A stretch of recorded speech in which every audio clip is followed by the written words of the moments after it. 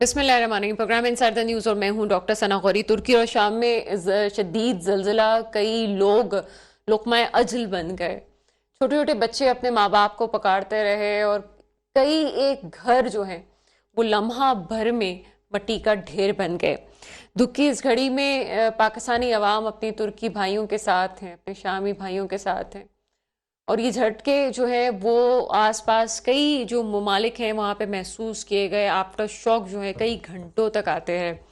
एक कयामत की घड़ी थी और उस कयामत की घड़ी में तसव्वुर किया जा सकता है कि वहाँ पे जो शहरी हैं उनका क्या हाल हुआ होगा। पाकिस्तान ने हमेशा की तरह इस दुख की घड़ी में साथ देने का कहा और इसकी अमली सबूत इसका कुछ देर में हमें नज़र आएगा।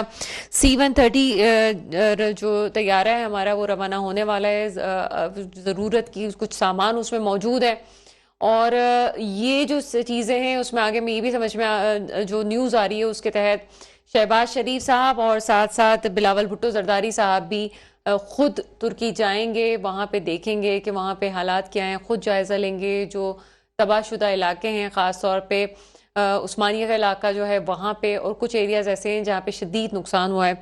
अल्लाह ताला इस दुख की घड़ी में उनको सब्र जमील अता फरमाए और बहुत जल्द उनको फिर से ज़िंदगी की तरफ लाए। जो लोग इस वक्त बीमार हैं हम उनके लिए दुआ करते हैं और पाकिस्तानी कौम से भी दुआ की अपील करते हैं। प्रोग्राम की रूटीन की तरफ जाते हैं और बड़े बुझे दिल के साथ बहरहाल प्रोग्राम हमें करना ज़रूरी भी होता है। कुछ चीज़ें ज़ाहिर सी बात है अगर हमारे पड़ोसी ममालिक में कोई हादसा हो गया तो उसकी बात ज़रूरी है। अल्लाह ताला हमें भी इन चीज़ों से महफूज रखे। इस वक्त जो हमारे मुल्क में हो रहा है उसमें सबसे इम्पॉर्टेंट चीज़ सियासत अपनी जगह हो रही है। बिल्कुल मानते हैं सियासत इस वक्त उस मोड़ पे खड़ी हुई है जिसमें पाकिस्तान की तारीख में कभी भी ये वाली क्रिटिकल कंडीशन नहीं आई थी। लेकिन दूसरी तरफ या तो सियासत क्रिटिकल कंडीशन में होती थी या फिर मईशत का हाल बुरा होता था। और मईशत के बारे में तो हम शायद भुट्टो साहब के ज़माने से सुनते आ रहे हैं कि जी चावल और चीनी जो है इस सतह पे पहुंच गया, अवाम का क्या होगा। लेकिन अब यह है कि बहुत से लोग जो कि सियासत की दौड़ में आ गए हैं उन्होंने पहले ही इस बात का नारा लगाना शुरू कर दिया कि पाकिस्तान दिवालिया हो गया है।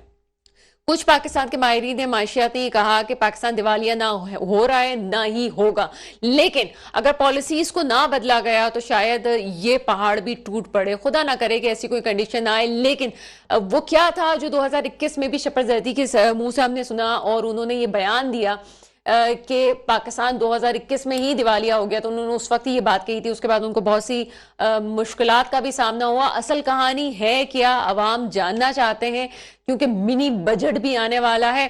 इसलिए हमने आज प्रोग्राम में मदऊ किया है खासतौर पे शाहिद हुसैन सिद्दीकी साहब को। आप माहिर माइशियात हैं सर, प्रोग्राम में आपको वेलकम करेंगे। बहुत शुक्रिया। शाहिद हुसैन सिद्दीकी साहब, सबसे पहले चीज़ें जो हैं वो ऐसा लगता है कि हुकूमत के इख्तियार से बाहर जा चुकी हैं। बहुत सी बातें सामने आई लेकिन पर्सनली मैंने देखा कि आप हमेशा इस बात की मुज़म्मत करते रहे कि पाकिस्तान दिवालिया नहीं होगा। कुछ लोगों ने पॉलिटिकल अपीयरेंस हासिल करने के लिए, अट्रैक्शन हासिल करने के लिए बात का दावा कर दिया कि हम शायद श्रीलंका के साथ खड़े हुए हैं।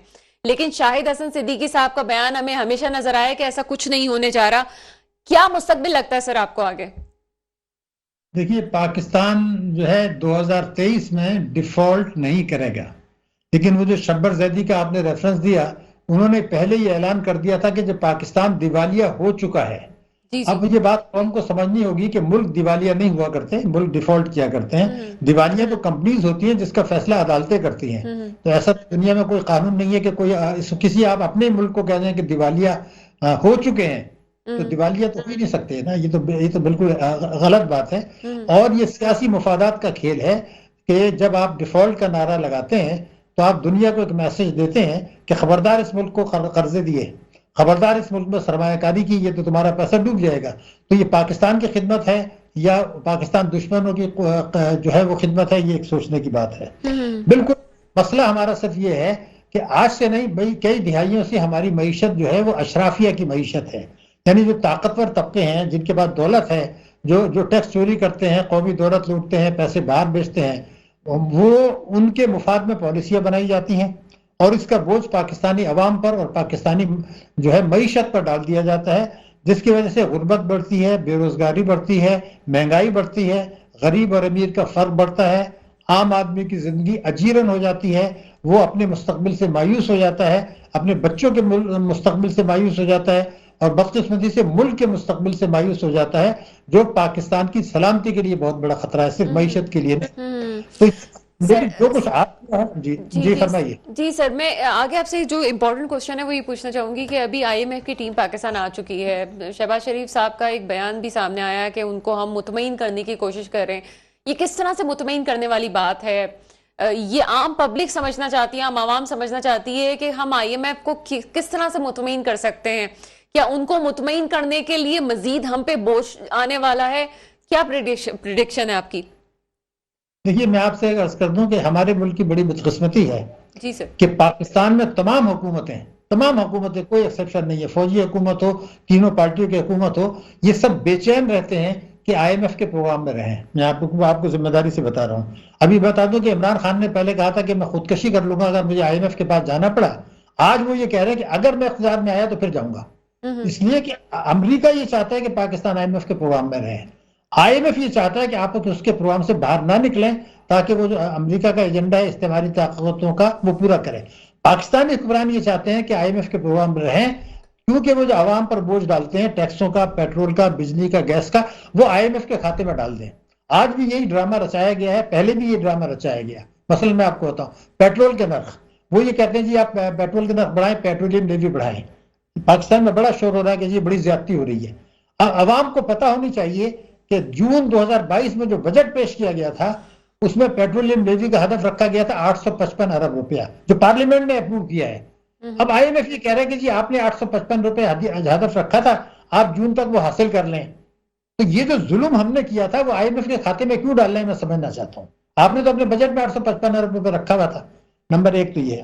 دوسری بات یہ تھی کہ ابھی ڈار صاحب نے کچھ سبسڈیز دے دی طاقتور طبقوں کو 110 ارب روپے کی، جو کہ بجٹ میں پروویژن نہیں تھی۔ تو وہ یہ کہہ رہے ہیں کہ بھئی یہ آپ نے قانون کے خلاف کر دیا، تو یہ تو آپ نہیں دے سکتے، تو آپ اس کو ریورس کر دیں۔ تو وہ سبسڈی غلط دی تھی تو اب وہ ریورس کرنے کو کہہ رہے ہیں، تو وہ کیا غلط کر رہے ہیں؟ اصل میں آئی ایم ایف ہمیں معیشت کو نقصان پہنچانا چاہتا ہے۔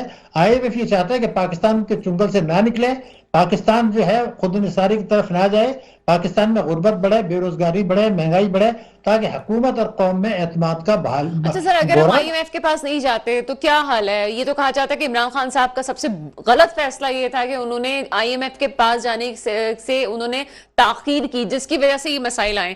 اس پہ کیا کہیں گے اگر آپ کہتے ہیں جی نہیں جاتے آئی ایم ایف کے پاس تو پھر کیا کیا جائے؟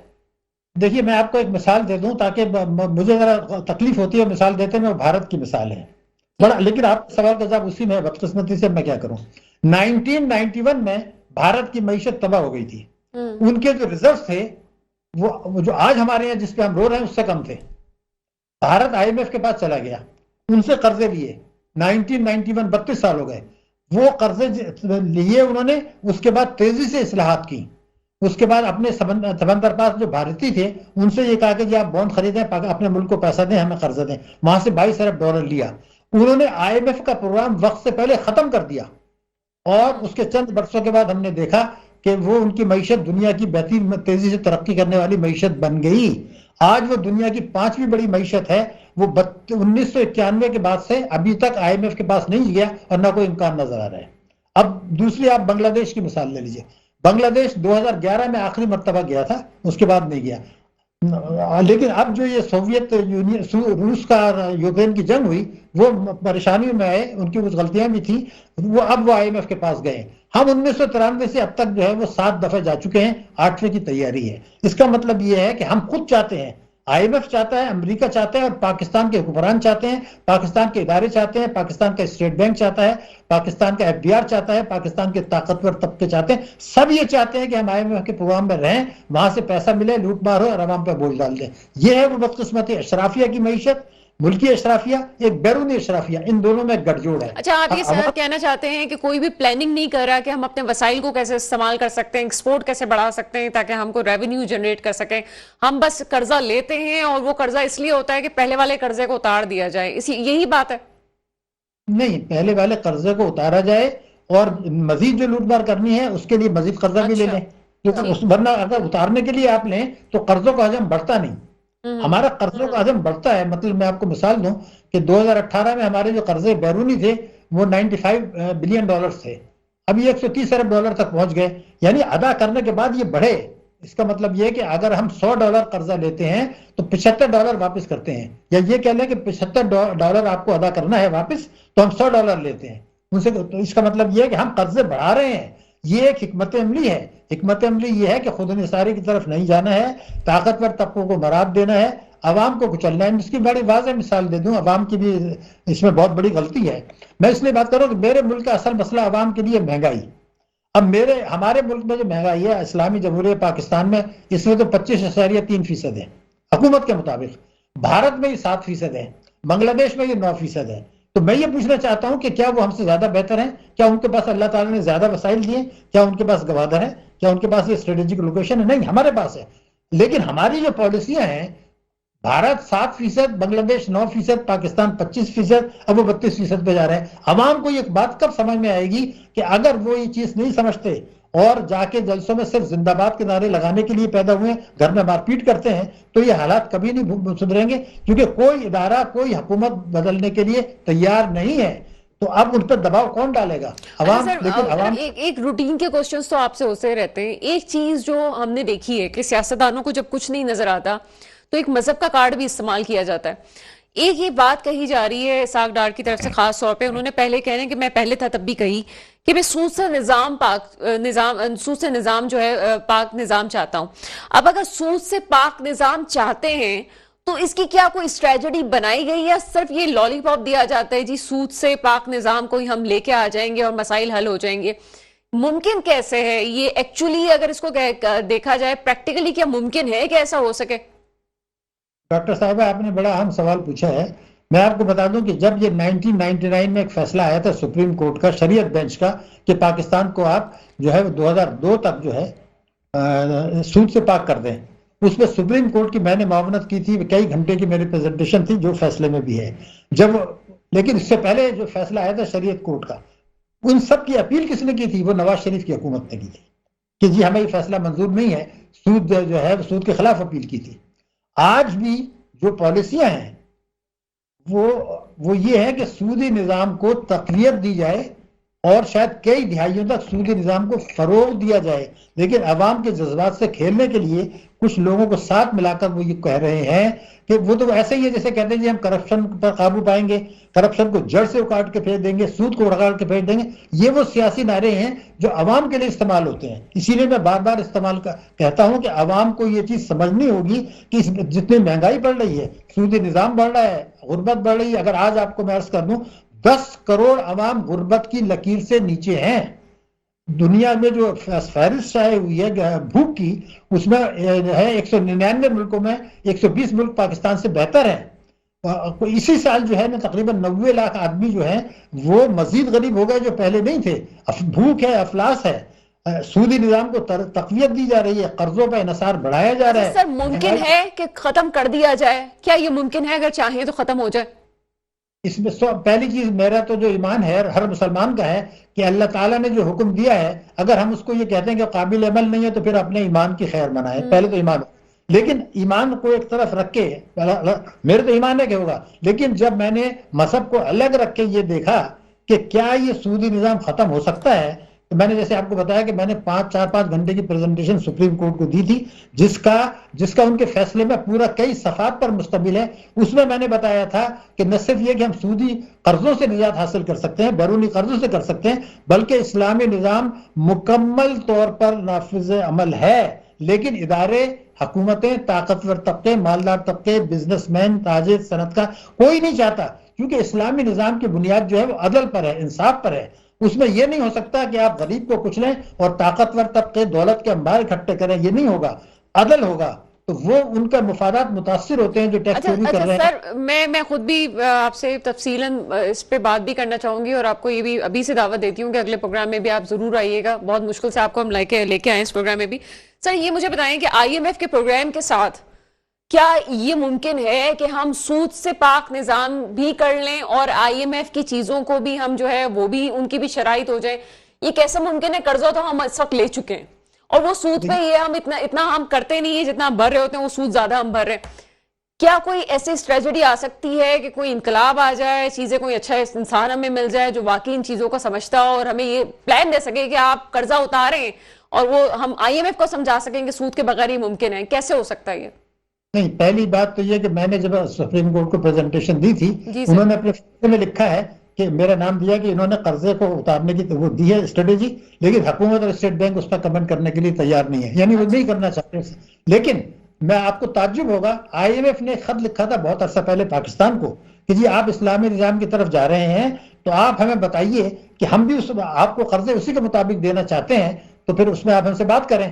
تو ہم نے ان کو خط دے دیا, آپ فکر نہیں کریں, ہم تو اپنے ملک میں لا رہے ہیں, آپ کو مجبور نہیں کر رہے ہیں. انہوں نے ہمیں آفر دی تھی, ہم نے منع کر دیا.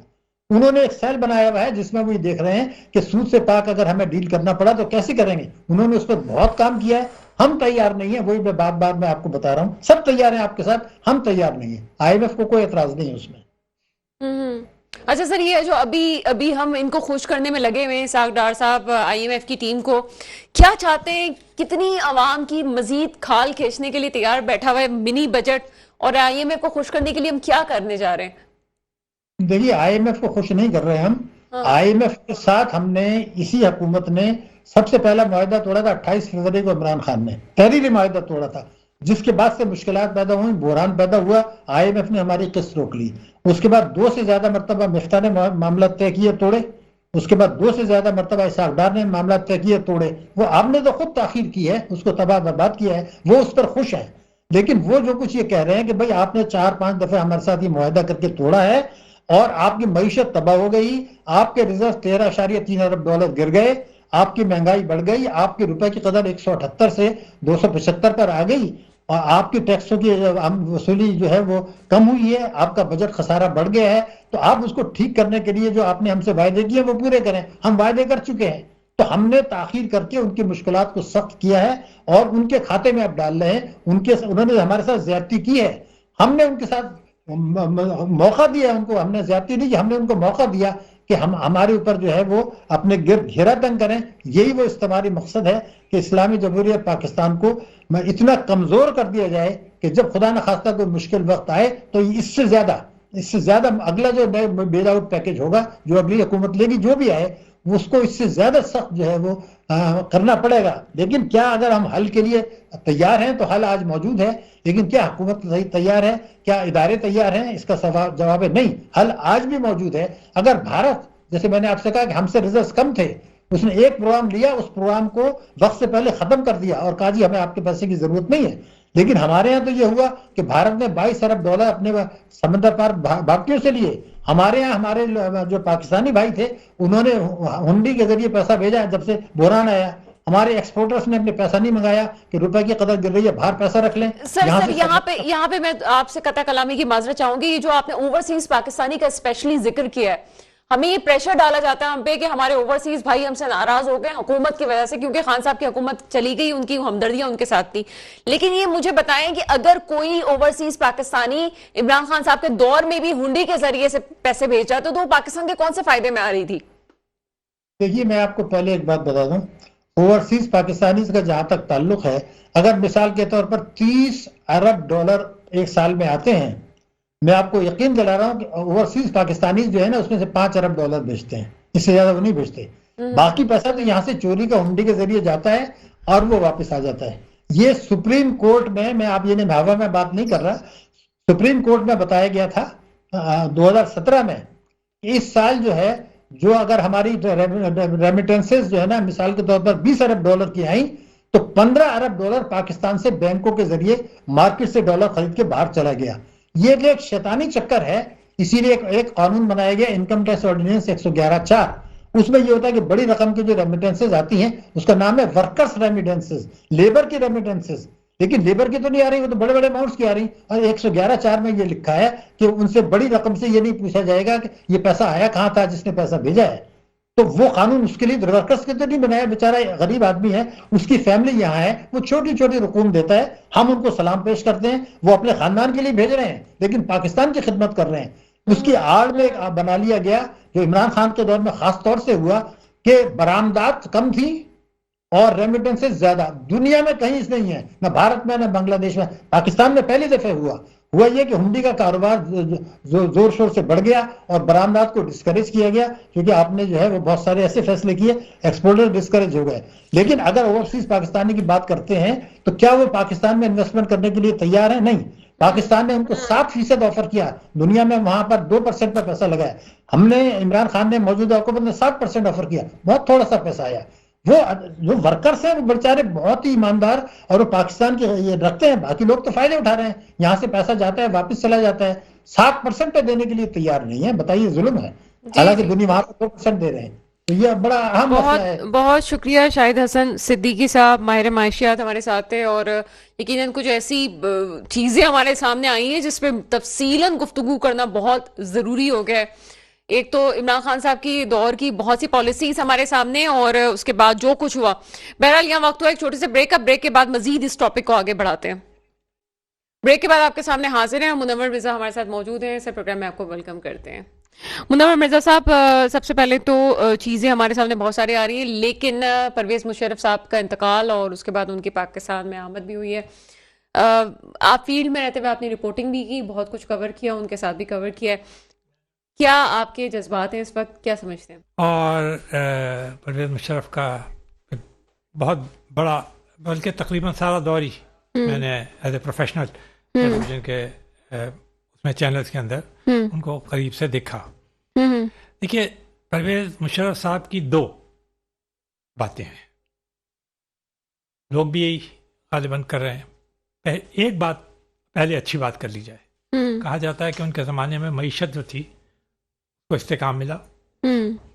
اس کے علاوہ انہوں نے خارجہ پالیسی میں پاکستان کے مفادات کو بہتر طریقے سے استعمال کرتے ہوئے بہت سارے پیسے، ڈالرز وہ حاصل کیے.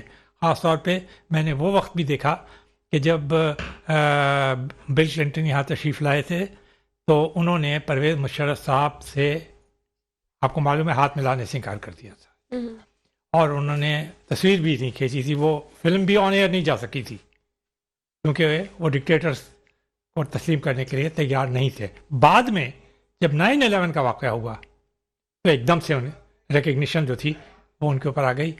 اور اس وقت بھی میں موجود تھا جب ان کی تقریر جو ہے وہ یہاں ٹھہرے ہوئے تھے اسٹیٹ گیسٹ ہاؤس میں. سر ابھی ہم اگر 22 ہوئے بغیر سوچیں چیزوں کو، کوئی پرویز مشرف صاحب کو پسند کرتا تھا، کوئی نہیں کرتا تھا ان کے دور میں، لیکن عوام سکون میں تھی، اس سے کوئی انکار نہیں کر سکتا. مشرف صاحب کا جو دور تھا اس میں بہت سی چیزیں ہم کہہ سکتے ہیں کہ بیرونی جو فیصلے کیے گئے وہ اس کا اثرات لوگ کہتے ہیں جی ہم اب تک بھگت رہے ہیں، لیکن اندرونی طور پہ پاکستان کی عوام کو بہت سے ریلیف حاصل تھے. کیا کہتے ہیں؟ دیکھیے، میں نے آپ سے کہا نا کہ ان کے دور کے اندر معیشت کو استحکام حاصل ہوا تو یقینی بات ہے عوام جو ہیں وہ رچتے. لیکن ایک بات تو طے شدہ بات ہے جسے آپ کنڈول نہیں کر سکتی کسی صورت کے اندر. اگر ایک پاکستان ہے، ہمارا سپریم لا جو ہے وہ آئین پاکستان ہے، ہم اسے کنڈول نہیں کر سکتے. اگر ہم نے اس کو کنڈول کرنا شروع کر دیا کہ کوئی اٹھے اور وہ اس کو توڑ دے، اور اس سلسلے کو ہم اس طرح توڑتے رہے، ہم نے کتنی مرتبہ توڑا ہے؟ 4 مرتبہ توڑا ہے اس سلسلے کو. اور ایک مرتبہ جب توڑا تھا، آپ کو یاد ہے ایوب خان کے بعد یحییٰ خان آئے تھے، جب ہم نے اس سلسلے کو توڑا تو اس کے بعد ملک کو 2 ٹکڑے کر دیا ہم نے. اس کے بعد ضیاء الحق صاحب تشریف لائے، وہ بھی میں نے سارا دور دیکھا تھا. اس زمانے میں کہ جو افغان وار ہوئی اور آپ نے دخل اندازی کی، اس کو آج تک بھگت رہے ہیں آپ. سر ٹھیک ہے، ہم فوجی آمروں کے بارے میں بات کرتے ہیں. پرویز مشرف نے بھی ایکچولی انہی کا دور بھگتا نا. سر ہم فوجی آمروں کی بات کرتے ہیں، لیکن ہمارے سیاستدان جو ہیں وہ کس حد تک آپ سمجھتے ہیں کہ ملک کو چلانے میں کامیاب رہے؟ اگر وہ کامیاب ہوتے تو کیا فوجی آمروں کو آنا پڑتا یہاں پہ؟ میں قائد اعظم کو کوٹ کروں گا، ٹھیک ہے سر. وہ خود کچھ نہیں کہوں گا. قائد اعظم جب کوئٹہ گئے، وہاں پر ان کی ملاقات ہوئی اسٹاف کالج کے اندر فوجی حضرات سے. میں بہت ان کا احترام کرتا ہوں، بے تحاشا احترام کرتا ہوں. وہ ہمارے دفاع کرتے ہیں، وہ بہت اہم فرائض انجام. اب دیکھیں نا، یہ جو واقعات ہو رہے ہیں دہشت گردی کے، اس میں فوج ہی ہے جو کردار ادا کر رہی ہے. لیکن انہوں نے یہ کہا تھا کہ آپ کا رول، انہوں نے پوچھا تھا ہمارا کیا رول ہوگا. اس کے اوپر قائد اعظم نے جواب یہ دیا تھا، سویلین گورنمنٹ ہوگی اور you are going to follow that. یہ قائد اعظم کے الفاظ ہیں، اور پاکستانی قوم نے چوز ہی ڈیموکریسی کو کیا تھا، اسی لیے کیا تھا کہ عوام کی حاکمیت یہاں پر قائم ہو. یہی چوز کیا تھا نا انہوں نے تو پھر اس کا مطلب یہ کہ اس تسلسل کو بریک نہیں ہونا چاہیے تھا. آپ کے خیال میں وہ اٹھا کے دیکھیں 58 تک کا دور تو کیسے کیسے جائنٹس جو تھے وہ پاکستان کے وزیر اعظم بنے, کیا حسین شہید, آگے تھوڑی سی بات کرتے ہیں. آپ کی بات میں سمجھ گئی کہ ٹھیک ہے, قائد اعظم نے بھی یہ بات کہی تھی, ہمارے لیاقت علی خان کون تھے, بانی پاکستان نے لیاقت علی خان صاحب نے بات کی. اس کے بعد ایک فیصلہ ایک وقت یہ بھی آتا ہے کہ فوجی اس بات کو سمجھتے ہیں کہ اگر ان کی حکومت ہوتی ہے, عامر یہ کہتے جی اگر ہم یہاں پہ آ گئے تو ملک پیچھے چلا جائے گا. ظاہر سی بات ہے جمہوریت کی اپنی اہمیت ہوتی, انہوں نے اس پہ عمل کرتے ہوئے سیاست دانوں کو بھی آگے لانے کی کوشش کی, لیکن نتیجہ ہمارے سامنے ہے. کوئی ایک شخص جس کو سپورٹ بھی کی گئی ہو, آیا بھی ہو اور اس نے ملک چلایا ہو, یہ بھی الگ بات ہے. ابھی جو نیشنل ایکشن پلان ہے, ابھی جو ملک جن حالات میں, جس کا ہم تھوڑی دیر پہلے ذکر کر رہے تھے, اس کے باوجود کوئی ساتھ بیٹھنے کے لیے تیار نہیں ہے. اس پہ آپ کیا کہیں گے؟ دیکھیے یہ کوئی پہلی دفعہ تو پاکستان میں ہوا نہیں ہے کہ لوگ ساتھ بیٹھنے کے لیے تیار نہیں ہوں. ذرا اٹھا کے دیکھیے پاکستان کے اندر بہت دفعہ ایسا ہوا ہے کہ سیاستدان جو ہے بیٹھنے کے لیے تیار, اور یہ پاکستانی کوئی ایسا آرمی پبلک اسکول کا واقعہ ہوتا اس وقت بھی نہیں بیٹھنے کے لیے تیار تھے, اس وقت بھی آپ کو یاد ہے نہیں بیٹھنے کے لیے تیار تھے. اچھا اس کے علاوہ پاکستان کوئی واحد ملک تھوڑی ہے کہ جس کے اندر سیاستدان جو ہے, ابھی برازیل کا واقعہ ہوا ہے جس میں بولسونارو صاحب جو ہے وہ ہارے, وہ بیٹھنے کے لیے تیار نہیں تھے. اسی طرح امریکہ کے اندر جب پاپولسٹ رجیم آئی ٹرمپ کی, وہ کسی کے ساتھ بیٹھنے کے لیے تیار نہیں تھے. ان کے زمانے میں کیا کیا نہیں ہوا, ان کے آخری دور آپ کو یاد ہوگا جب وہ جا رہے تھے تو کس قسم کا وہ ہلڑ بازی ہوئی تھی, اور کیا ہوا تھا کہ آج تک وہ امریکن قوم جو ہے اس داغ کو دھونے سے قاصر ہے. اس سے بڑی جمہوریت کیا ہے, 275 ایئرس کی جمہوریت, اس کا کیا حشر ہوا. تو یہ کہنا کہ جی چونکہ انہوں نے سیاستدانوں نے کوئی غلطی کی, یا وہ ساتھ بیٹھنے کے لیے تیار نہیں تھے, یا ان سے معیشت نہیں سنبھل رہی تھی, تو اب کویسچن یہ پیدا ہوتا ہے کہ 40 سال تو کسی اور نے لگائے تھے, تو 35 سال ہی سیاستدانوں کو ملے, اور اس میں بھی جس طرح ملے ہیں وہ آپ کے سامنے ہے کہ آج بھی ہر آدمی یہ رونا روتا رہتا ہے کہ کسی وزیر اعظم کو ٹائم ہی پورا کرنے کا موقع نہیں ملتا. عوام جو ہے وہ منتخب کرتی ہے, انہیں لاتی ہے. ارے بھائی انہیں موقع تو دو کہ پورا کریں. میں یہ نہیں کہتا کہ آپ مڈ ٹرم الیکشنز نہ کرائیں, میں یہ نہیں کہتا کہ آپ ریفرینڈم نہ کرائیں, میں یہ نہیں کہتا کہ عدم اعتماد کی تحریک نہ لائیں اگر وہ وزیر اعظم جو ہے یا جو سربراہ ہے وہ صحیح نہ ہو, مگر آئین کے مطابق چلیں. یہ نہیں ہو سکتا کہ کوئی آدمی اپنے جواز پیدا کرے اور کوئی اور کون ہوتا ہے. پاکستان کے عوام نے یہ فیصلہ کیا ہے, وہ اپنے آئین کے تحت یہ فیصلہ کیا ہے کہ ہمارا منتخب آئے گا, کسی کو پسند ہے یا نہیں ہے, ملک کی معیشت خراب ہے تو کوئی بات نہیں. یہ دعا ہی کر سکتے ہیں کہ جو عوام کو منتخب نمائندہ ہو وہی آئے. اور ابھی جو فوج کے ہمیں فیصلے نظر آتے ہیں, باجوہ صاحب نے جاتے ہوئے بھی یہ بات کہی, اور سمجھتے ہیں ہم کہ آگے بھی ایسے ہی فیصلے آنے والے ہیں کہ سیاست میں نہیں پڑا جائے گا. طاہر حسین ہمارے ساتھ موجود ہیں, ترجمان APML. سر پروگرام میں آپ کو ویلکم کرتے ہیں. جی تھینک یو. طاہر حسین صاحب کیا سمجھتے ہیں اس وقت یقیناً قوم کے بھی ایک جذبات ہیں, ایک جو ہے پرویز مشرف صاحب کا انتقال, اس کے بعد ان کی تدفین کے لیے جو ہے کراچی میں ان کی تدفین ہوگی, کیا کہتے ہیں ان کے حوالے سے, ان کی زندگی کے حوالے سے؟ دیکھیے ڈاکٹر صاحب, اس وقت میں یہ کہوں گا کہ پرویز مشرف صاحب کا جو دور تھا وہ دور پاکستان کی تاریخ کا ایک سنہرا دور تھا, اور ان کے ایرا کے اندر پاکستان نے جتنی ترقی کی ہے اور پاکستان جس طرح خوشحالی کی راہ پہ گامزن تھا, وہ آج تک کے کسی اور حکمران کے دور میں نہیں ہوا ہے. بڑی سی بڑی جو جمہوریتیں ہوئی, اس جمہوریت دور میں بھی جو ہے نا پاکستان نے اتنی ترقی نہیں کی ہے جتنی پرویز مشرف کے دور میں کی ہے. اور آج پاکستان مطلب ایک بہت بڑے لیڈر سے محروم ہو گیا ہے, اور شاید یہ وہ خلا ہے جو کبھی پورا نہ ہو سکے گا. لیکن پرویز مشرف کے دور کو آج ہر انسان یاد کر رہا ہے. جس طرح سے آج اس ملک کے حالات ہیں, اگر آپ کو آخری ان کی اسپیچ یاد ہو تو انہوں نے یہی کہا تھا دل برداشتہ ہو کہ پاکستان کا اللہ حافظ ہے.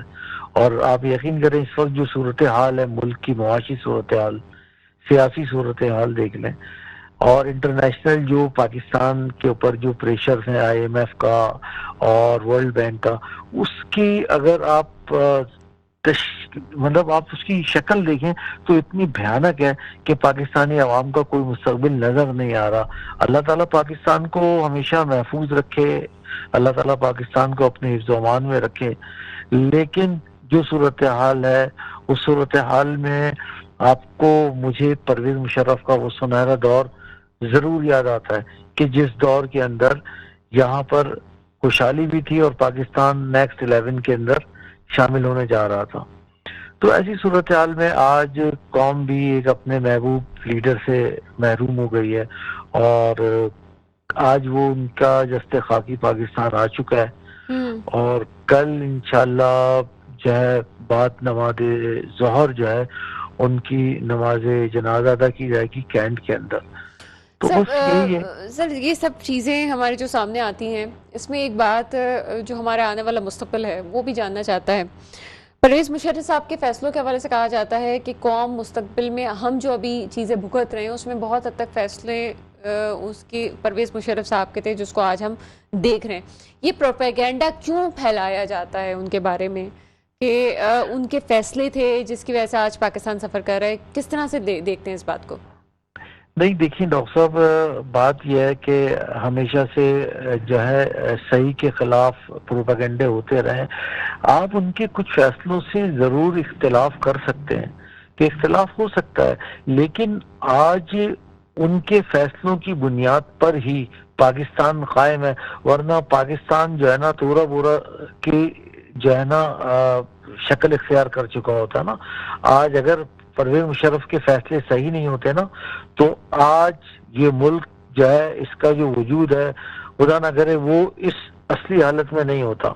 میں آپ کو بتاؤں کہ لوگ یہ کہتے ہیں کہ پرویز مشرف نے امریکہ کا ساتھ دیا. آج میں ابھی ٹی وی پہ بھی کوئی صاحب ہیں مشتاق مولوی صاحب, وہ بھی بکواس فرما رہے تھے جو ہے نا ان کے بارے میں. انہیں اتنی تمیز نہیں تھی کہ وہ ایک انسان جو ایک مسلمان ہے اور جو اس دنیا میں نہیں رہا ہے اس کے خلاف اس طرح کی باتیں کر رہے ہیں. یہ تو لیول ہے, یہ لوگ بغض مشرف میں اتنی باتیں کرتے ہیں. دیکھیں اس وقت جو آپ دیکھتے ہیں کہ یہ 9/11, میں آپ کو بتاؤں کہ ایکچوئل اس شخص نے وہ ایک محب وطن پاکستانی جرنیل سپہ سالار تھا کہ اس کی وجہ سے پاکستان اتنی بڑی چیزوں سے اور اتنی خطرناک چیزوں سے 9/11 کے بعد باہر نکلا, اور اس کے بعد ہی پاکستان نے ترقی کی ہے. پاکستان کا سنہرا دور تھا.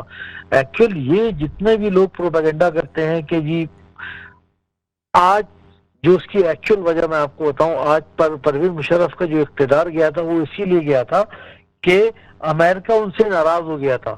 امریکہ انہوں نے پاکستان کو سیو کیا تھا, پاکستان کے اندر وہ پاکستان کی معیشت کو اسٹرانگ کیا تھا, پاکستان کو ترقی دی تھی, اور امریکہ یہ چیز سمجھ رہا تھا کہ انہوں نے ہمارے ساتھ کوئی ڈبل گیم پلان کر دیا ہے, اور حقیقت میں ایسا ہی تھا. انہوں نے ان سے ہیلپ بھی لی اور انہوں نے پاکستان کو ترقی بھی دی. دیکھیں یہ ایک ٹیکنیکل ایک انسان کی ایک اسٹریٹجی ہوتی ہے, اس نے اس اسٹریٹجی کے تحت پاکستان کو ترقی اور کامیابی بھی دی, اور ان کے ساتھ ان کا جو الائی بھی بنا رہا اور پاکستان کو بھی ترقی دی. یہاں پہ ناقائدین جو باتیں کرتے ہیں کہ جی ان کی وجہ سے ہم جنگ میں لڑے ہیں, ان کی وجہ سے یہ جنگ ہوئی ہے. اگر آپ اس وقت جنگ نہ کرتے تو آپ کا بھی حال جو ہے نا وہ عراق والا اور افغانستان والا ہونا تھا, اور یہ ایک حقیقت ہے. آج ہم لوگ یہاں پہ ہمارے سیاستدان جھوٹے اور کھوکھلے نعرے لگاتے ہیں کہ جی پاکستان زندہ باد. یہ سب وہ لوگ ہیں جو کبھی بھی پاکستان کے لیے یہ سیاستدان نہیں نکلے, پاکستان سے کوئی سنسیٹی نہیں ہے.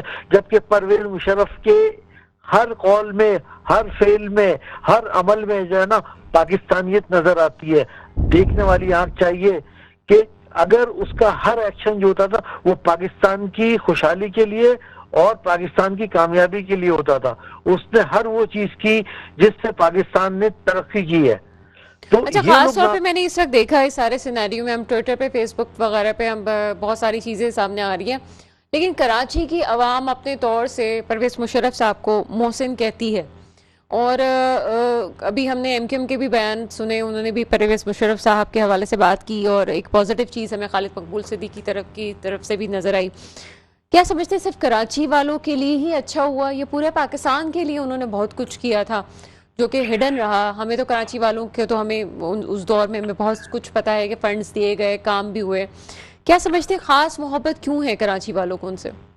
دیکھیے میں آپ کو ایک تو ظاہر سی بات ہے کہ وہ ایک اردو اسپیکنگ فیملی سے تعلق رکھتے تھے, کراچی میں پیدا ہوئے, کراچی سے تعلیم حاصل کی, ایک نیچرل سا پارٹ ہے. اور جہاں تک کہ آپ کہتے ہیں کہ پاکستان نے ان کے دور میں کراچی سمیت پورے پاکستان نے ترقی کی, چاہے وہ بلوچستان میں سب سے زیادہ انویسٹمنٹ, سب سے زیادہ بجٹ اس وقت ہوا تھا. بلوچستان کی سڑکیں بنی, وہاں پر ڈیم بنے, وہاں پر وومن یونیورسٹی کا قیام آیا.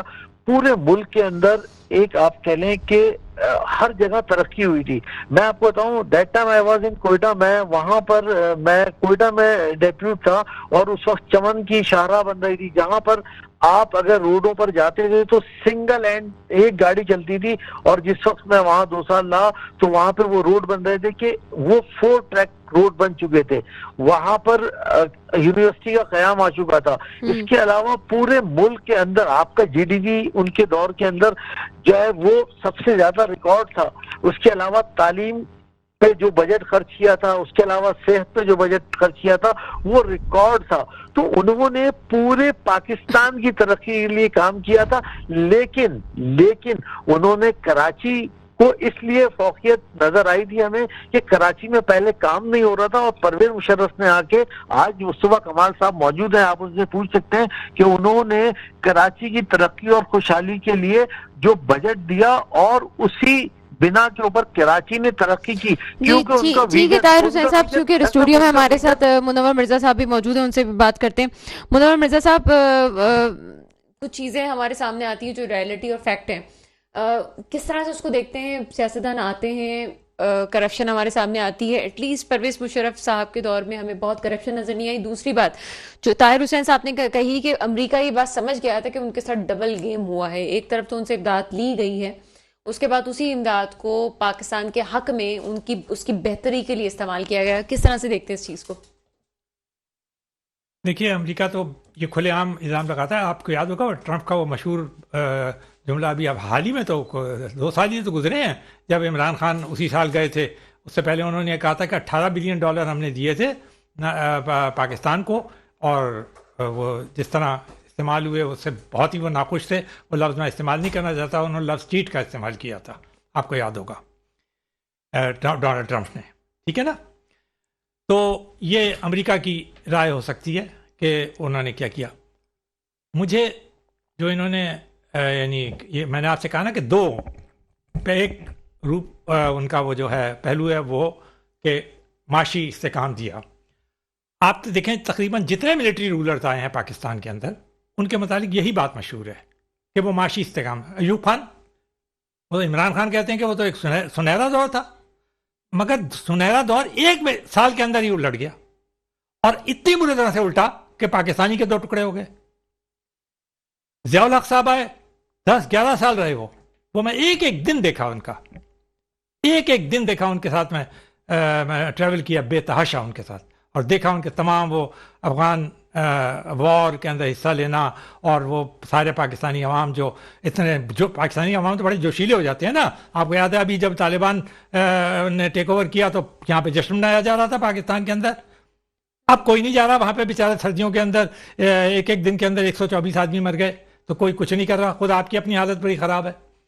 پھر اس کے بعد مشرف صاحب کا دور آیا. معاشی استحکام کی بات اپنی جگہ ہے. آپ ریزن بھی تو دیکھیں نا. میں یہ نہیں کہتا کہ انہوں نے نہیں صحیح پالیسیز اختیار کی ہوں گی, میں اس کو کرٹیسزم میں لانا ہی نہیں چاہتا اس وقت, بہت طویل ہو جائے گا. اور طویل بھی, اور بات یہ ہے کہ ان کی ڈیتھ ہوئی ہے تو اس پہ اور ہماری روایات یہ ہے کہ ہم جانے والے کو اچھے لفظوں میں ہم استعمال کرتے ہیں. کراچی کے لیے اچھے کام کیے تھے تو ہم مزید اچھے الفاظ میں یاد کرتے ہیں. ان کا پھر کراچی سے ایک لنک وہ بھی تھا, محبت بھی تھی. لیکن ظاہر سی بات ہے, ہم سمجھتے ہیں کہ آپ اس جمہوریت کے تسلسل کی بات کر رہے ہیں کہ جو ہونی چاہیے. یہ بات ہم کنڈون نہیں کر سکیں گے کسی صورت میں. ہم دیکھیے, ہم پاکستانی عوام ہیں, کراچی کے شہری ہیں. کراچی کے شہریوں نے خود اتنی زبردست قربانیاں دی ہیں جمہوریت کے لیے. مادر ملت کون تھی؟ سب سے پہلے وہ ایوب خان کے خلاف کھڑی ہوئی تھی. اس زمانے میں کھڑی ہوئی تھی 65 کے اندر, جس زمانے میں کہ ان کا معاشی عروج تھا. اور یہ کہا جاتا ہے کہ جی وہ ساؤتھ کوریا پاکستان کے ایگزامپل کو فالو کر رہا تھا محبوب الحق کے پالیسیز کو. تو یہ کوئی چیز نہیں ہے. بات اصل میں یہ ہے جب آپ جاتے ہیں تو پھر کیا چھوڑ کے جاتے ہیں؟ کیا وہ نظام اتنے تسلسل کے ساتھ آپ چلتے ہیں؟ آپ کی ذمہ داری ایک ہے کہ آپ نے کیا دیکھنا ہے. آپ نے ایک حلف اٹھایا ہوتا ہے, آپ اس کو جو کچھ بھی ہے وہ آپ کو انہی لوگوں کے حوالے کرنا ہوگا جن لوگوں کو عوام نے منتخب کیا. یہ تھوڑی کہ میں یا کوئی بھی آدمی بیٹھ کے سوچ لے اور اس کے بعد طاقت ہو اور وہ یہ سوچے کہ جی میں تو میرے خیال میں یہ صحیح نہیں ہو رہا, تو آؤ میں اس کے اندر ایک وہ کر لوں, تبدیل لاؤں, ان کو حق کریں. تو پھر عوام کیا کرے گا؟ عوام آج ووٹ دے اور آپ 1.5 سال بعد اس کے نمائندوں کو چلتا کر دیں یہ کہہ کے کہ جی وہ انہوں نے معیشت کا بیڑا غرق کر دیا. وہ معیشت کا, میں ایک معیشت کی ایک بات کہتا ہوں, میں نے آپ پوری معیشت کی آپ کی وہ بھی سنا تھا لیکچر. سب سے پہلے پاکستانی عوام کو خود گریبان کے اندر منہ جھانک کے دیکھنا چاہیے. میں ابھی آیا ہوں, ایک ایک شادی ہال اس طرح جگمگا رہا ہے جبکہ اتنا زبردست انرجی کرائسس ہے پاکستان کا. ایسی ایسی گاڑیاں وہاں پہ کھڑی ہوئی ہیں. کیا پاکستانی عوام اس بات کو ڈیزرو کرتے ہیں؟ اور یہ میں بتا دوں وہ کوئی اشرافیہ نہیں ہے, وہ ایسے لوگ ہیں میرے محلے میں سے جو کیا ہے. کیونکہ پروگرام کا وقت کم ہے, طاہر حسین صاحب کی طرف جائیں گے. طاہر حسین صاحب لاسٹ کامنٹ کیجئے گا.